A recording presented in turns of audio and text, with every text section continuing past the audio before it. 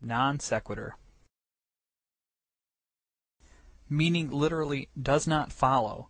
A non sequitur is formally defined as any conclusion that does not follow from the premise or premises. We use non sequitur to specifically refer to arguments that do not follow from any logical train of thought. Often, no real connection exists from these non sequiturs to any version of reality. So who better than Kirk Cameron on the Bill O'Reilly Show to exhibit the paramount of logical disconnect? And now for something completely different. Plus, Darwin said in order to prove evolution, which is the #1 alternative to God, you've got to be able to prove transitional forms, one animal transitioning into another. And all through the fossil record and life, we don't find one of these. A crocoduck. There's just nothing like it. Red herring. A red herring is not so much a logical fallacy as a distraction technique.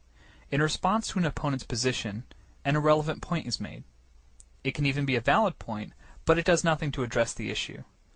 The red herring is another common creationist tactic. Watch as John Pendleton dodges an argument about the age of natural fossils with the discussion of a boot. Some say, well, you need a long period of time to make fossils. Well, there's lots of fossils out there. Here's one of my favorite ones. This is a cowboy boot. This was found in West Texas.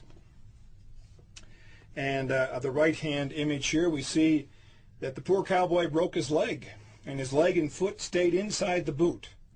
They did a scan of the toe section. All 5 toe bones are in there.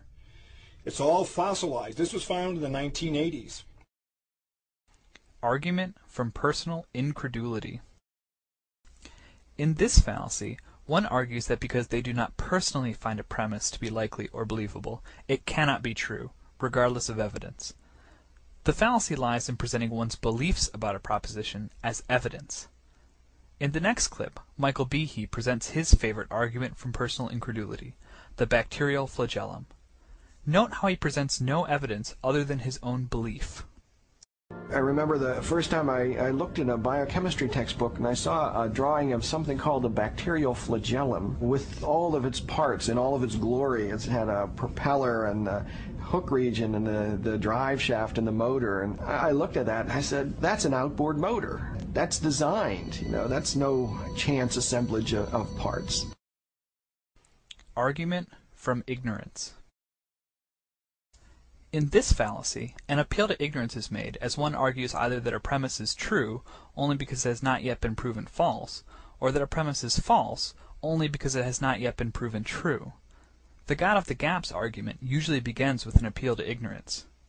The Orange Lady stumbles through an appeal to ignorance as she claims science has not yet given a good explanation for abiogenesis, which is true, but absence of evidence is not evidence of absence. How did life begin on Earth? Evolution tells to this question that life began on Earth with a single cell suddenly appears. But we know that there is no room for chance in nature. Not even a single person could ever build a single cell with the advanced technologies of 20th century. Violation of the philosophy of science.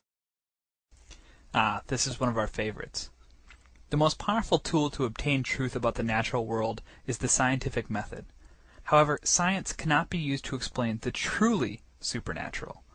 Whether or not you believe the supernatural exists, science makes no comment on the supernatural. Lee Strobel is the grand violator of the philosophy of science.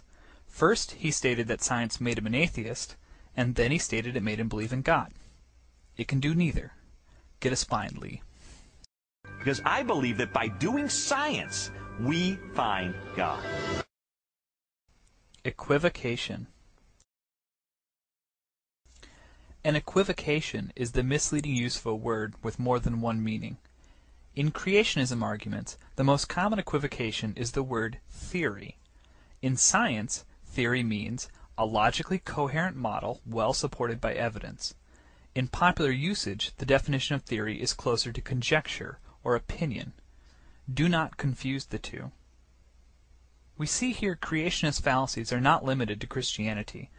This Islamic gentleman is also having difficulty understanding the meaning of the phrase, theory of evolution.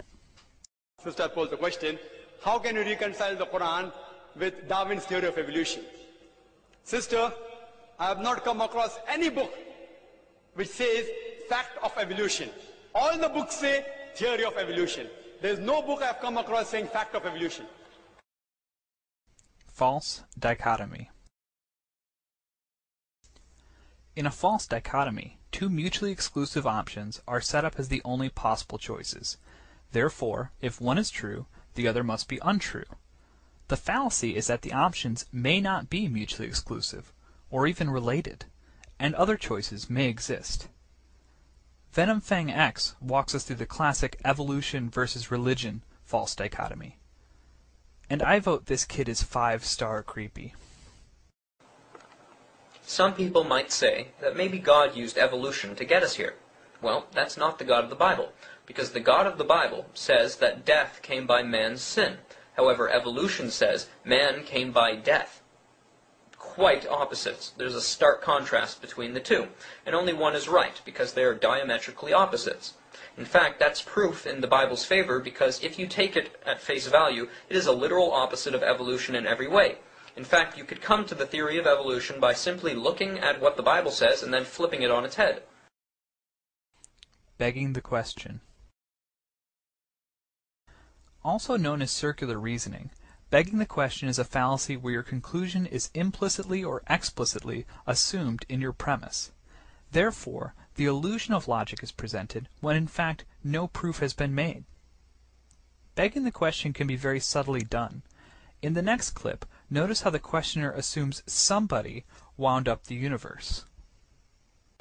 NASA scientist Robert Jastrow wrote, "The second law of thermodynamics applied to the cosmos indicates the universe is running down like a clock. If it is running down, there must have been a time when it was fully wound up. The next obvious question is, who wound it up?"